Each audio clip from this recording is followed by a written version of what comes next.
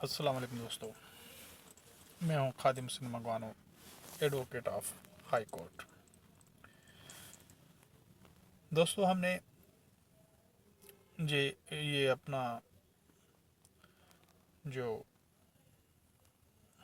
मौजू सेलेक्ट किया है रूहानियत और तसव्वुफ के नाम पे, आज इसको कंटिन्यू करते हुए इसका लेक्चर हम रिकॉर्ड करवा रहे हैं।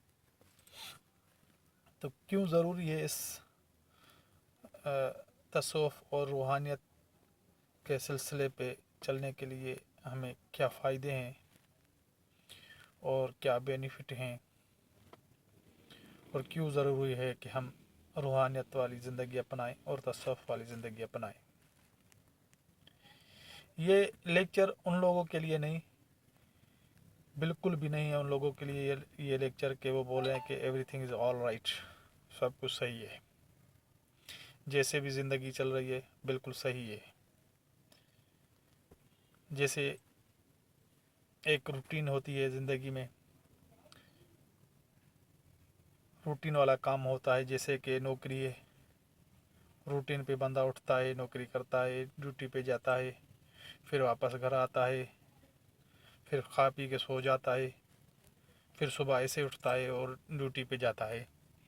ये रूटीन के हिसाब से जो लोग चलते हैं बोलते हैं कि बिल्कुल सही है, हमारी ज़िंदगी परफेक्ट है। इस तरीके से जो दूसरे लोग बिजनेसमैन हैं, रूटीन से अपना कारोबार चलाते हैं, रूटीन से अपने शॉप पे, अपने मिल में, अपने फैक्ट्री में जाते हैं, वो कारोबार वगैरह करके रूटीन से फिर बोलते हैं कि एवरीथिंग इज़ ऑल राइट। ये लेक्चर उनके लिए भी नहीं है, ये लेक्चर सिर्फ उन लोगों के लिए है कि जो अपने आप को चेंज करना चाहते हैं, अपने समाज को चेंज करना चाहते हैं, अपने दोस्तों को चेंज करना चाहते हैं, अपने औलाद और अपने रिश्तेदारों को चेंज करना चाहते हैं।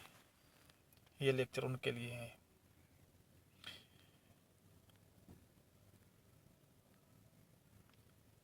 अपने आप को चेंज करने के लिए ज़रूरी है कि अल्लाह तबारक व तआला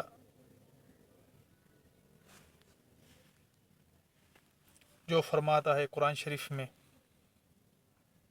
उस पे हम अमल करें, हज़ूर करीम सल्लल्लाहु अलैहि वसल्लम की ज़िंदगी पे अमल करें।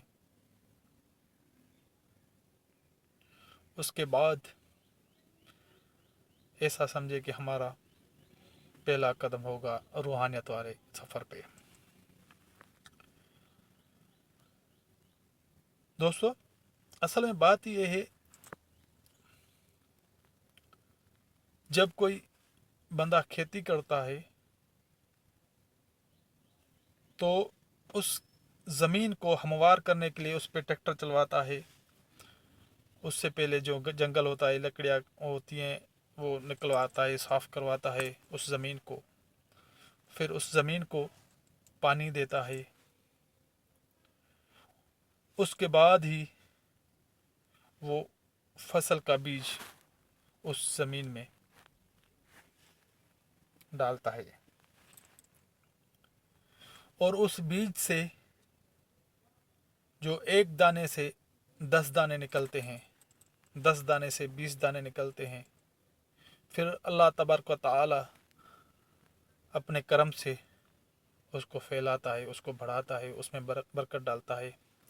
इसी तरीके से रूहानियत भी ऐसी है कि जब तक आप अपने दिल की ज़मीन को हमवार नहीं करेंगे, दिल की ज़मीन को बुग़्ज़, कीने, हदस, साड़, जलन इससे पाक नहीं करेंगे,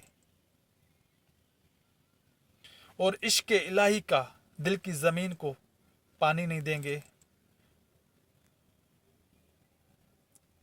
इश्क़ मुस्तफ़ा का अपने दिल की ज़मीन को पानी नहीं देंगे, तब तक आपको समरात नहीं मिलेंगे, तब तक आपको फ़ायदा नहीं होगा। ज़रूरी है کہ آپ اپنی دل کی زمین کو صاف ستھرا کرے، حسد، ساڑ، بغض، کینہ اپنے دل سے نکالے، عشق الہی، عشق مصطفیٰ کا پانی اپنے دل کی زمین کو دے۔ اس کے بعد ہی آپ دیکھیں گے کہ آپ کی زندگی میں کتنی برکات ہوتی ہیں، کتنا سکون اور لذت ہوتی ہے آپ کی زندگی میں۔ یہ چیزیں ہوں گی جب آپ کی زندگی میں، تو اس کا اثر آپ کے گھر والوں پہ پڑے گا، معاشرے پہ بھی پڑے گا، دوستوں پہ بھی پڑے گا۔ اس کا اثر پوری سوسائٹی پہ پڑے گا۔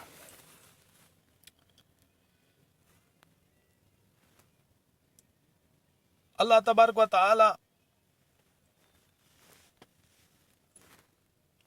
جب اس نے ہمیں پیدا کیا تو کسی مقصد کے لیے پیدا کیا،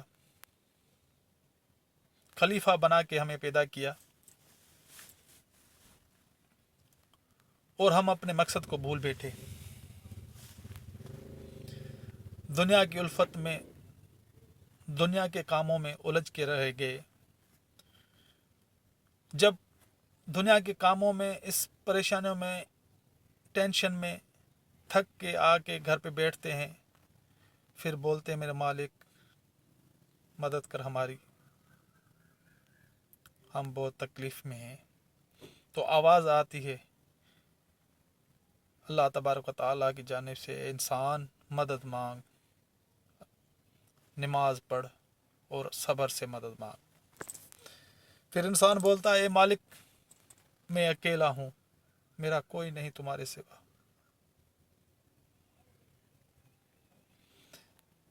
مدد کر میرے مالک، میں اکیلا ہوں۔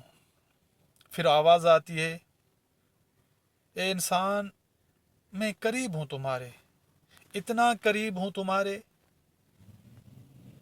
جو تمہاری شے رہ گئے اس سے بھی زیادہ میں قریب ہوں تمہارے، تو میری طرف آ کے تو دیکھ، میری محبت میں چل کر تو دیکھ، تمہارے لیے راہیں نہ کھول دوں تو پھر کہنا۔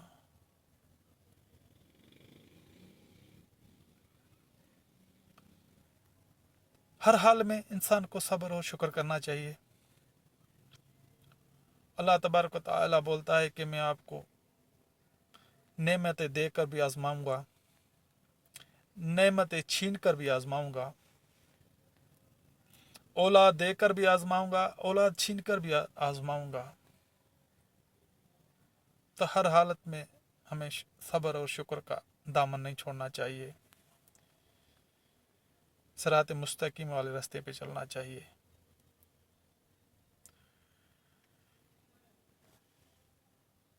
جب تک ہم شریعت پر عمل کرتے ہوئے طریقت پہ چلیں گے،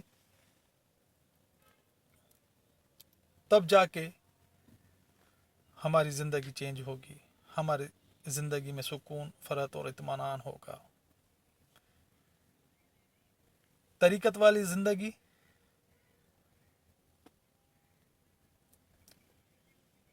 سب سے پہلے طریقت کا شرط ہے عشق الہی، عشق مصطفیٰ۔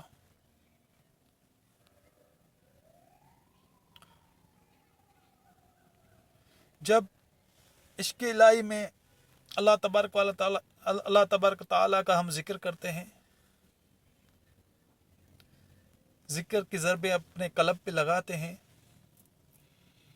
جو ہمارا قلب گناہوں کی وجہ سے کالا ہو چکا ہے، وہ اس سے الہی کی ضربوں سے آہستہ آہستہ وہ صاف ہونا شروع ہو جاتا ہے۔ اتنا صاف ہوتا ہے اللہ کے ذکر سے، دل اتنا صاف ہوتا ہے جیسے آئینہ ہو جاتا ہے، اور اللہ تبارک و تعالیٰ کا ذکر اس طریقے سے کیا جاتا ہے کہ سانس ہم اپنے اوپر کریں تو اللہ کا اسم ہو، جب چھوڑیں سانس کو تو ہو کا ذکر ہو، اللہ ہو، اللہ ہو۔ اس طریقے سے آپ کا خیال ایسا ہو کہ آپ کی دل اللہ کا ذکر کر رہی ہو. تو پھر بھٹائی سرکار نے جو فرمایا ہے سندھی میں، تن تسبی من مڑیوں دل دمبو روجن تندوں تنجے طلب جوں وحدت سر وجن ایہو راز رگن چھل پرین کجی پہنجو. تو پھر انسان کی جو سانس ہے، جو انسان کی پوری باڈی ہے، اس میں اللہ تبارک و تعالیٰ کے ذکر کی وائبریشن ہو جاتی ہے. پورے جسم میں وہ ذکر چلتا ہے اللہ کا اللہ کا. ذکر کے طریقے ہیں. پہلا ذکر جو ہوتا ہے قلبی ذکر، دل کا ذکر ہوتا ہے. جب فقیر اس منزل کو پہنچتا ہے تو دوسرا ذکر پھر اس کا شروع ہو جاتا ہے روحی، روح کا ذکر. پھر فقیر اس منزل کو پہنچتا ہے، کمپلیٹ کرتا ہے اس منزل کو، تو پھر اس کے بعد سری کا ذکر ہوتا ہے. پھر خفی کا ذکر ہوتا ہے، یہ لطائف ہیں ہمارے سینے میں. پھر اغفا محمدی کا ذکر ہوتا ہے جو بیچ سینے میں ہے. پھر اغفا محمدی کے بعد نفی اسبات کا ذکر ہوتا ہے جو پیشانی پہ ہوتی ہے. اللہ کا ذکر کھینچ کے ضرب پیشانی پہ لگانی پڑتی ہے، یہ لطیفہ پیشانی پہ ہے نفسی کا. اس کے بعد سلطان اذکار کا ذکر ہوتا ہے پورے جسم میں، پاؤں کے تلوؤں سے لے کر ماتھے کے بالوں تک ذکر اللہ کا. اللہ کا اسم کھینچ کے بالوں تک، پھر بالوں سے ہو کا اسم کھینچ کے پاؤں تک.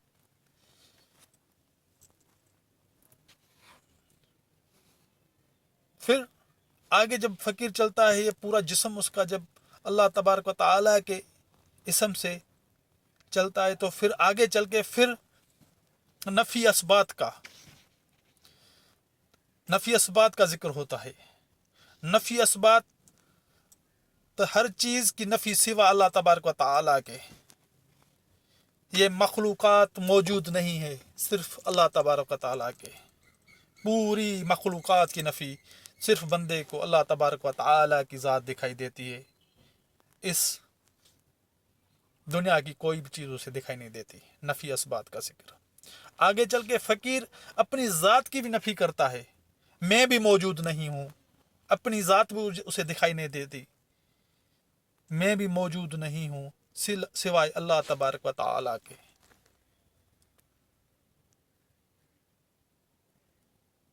یہ نفی اسبات کا ذکر ہوتا ہے. جب فقیر نفی اسبات کے ذکر کو کمپلیٹ کرتا ہے تو پھر آگے منزل اس کی ہوتی ہے. پھر وہ آگے چلتا ہے، پھر پہلے آسمان پر چلتا ہے اپنے تصور سے، جیسے مرشد نے اس کو سبق دیا ہے. پہلے آسمان تک جاتا ہے، حضرت آدم علیہ نبینا علیہ السلام سے ملاقات ہوتی ہے روحانیت سے، حساب سے روحانیت کے تصورات میں، خیالات میں. پھر دوسرے آسمان پر، پھر تیسرے پہ، ساتوں آسمان تک فقیر جاتا ہے. ہر آسمان پر ہر نبی سے، ہر رسول سے ملاقات ہوتی ہے. آخری آسمان پر حضرت ابراہیم علیہ نبینا علیہ السلام سے ملاقات ہوتی ہے، جو یاقوت اور مرجان کا آسمان ہے، اس سے بنا ہوا ہے، یاقوت سے. یہ جب فقیر اپنی منزل عبور کرتا ہے مرشد کے تصور سے، مرشد کی ہدایت سے اور مرشد کے دیے ہوئے سبقات پہ عمل کرتے ہوئے، پھر جب ساتوں آسمان سے فقیر اوپر جاتا ہے تو پھر آگے ساتوں آسمان سے آگے کرسی آتی ہے، جس کو لا مکان بھی کہا جاتا ہے. جو ہوا جو ہوگا اسی پہ لکھا ہوتا ہے.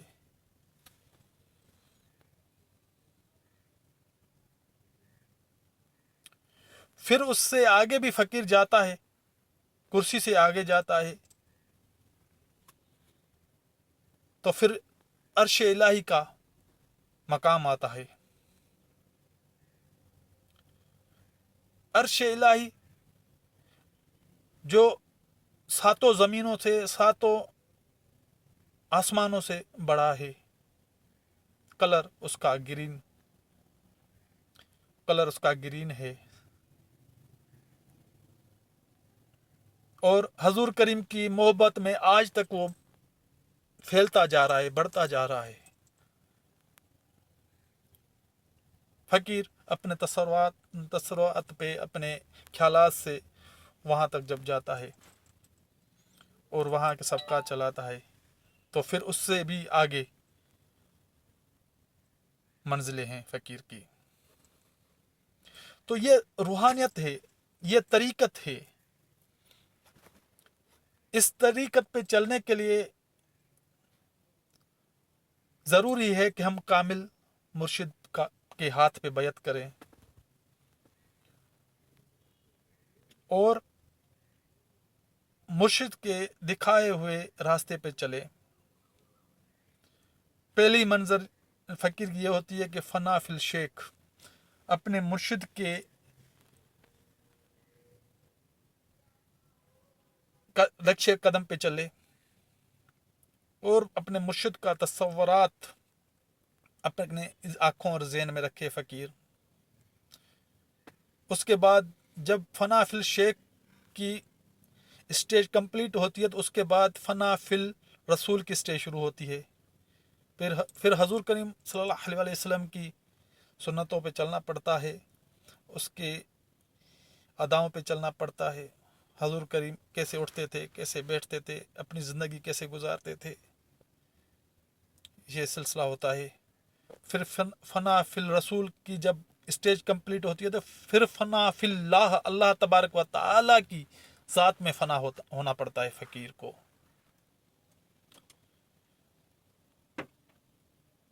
یہ ساری اسٹیج، یہ ساری طریقت تبھی ممکن ہے اس پہ چلنا جب تک کوئی رہبر ہادی نہ ہو، کامل مرشد نہ ہو، پھر ہی ممکن ہوتا ہے کہ اس راستوں پہ چلا جائے، طریقت پہ چلا جائے۔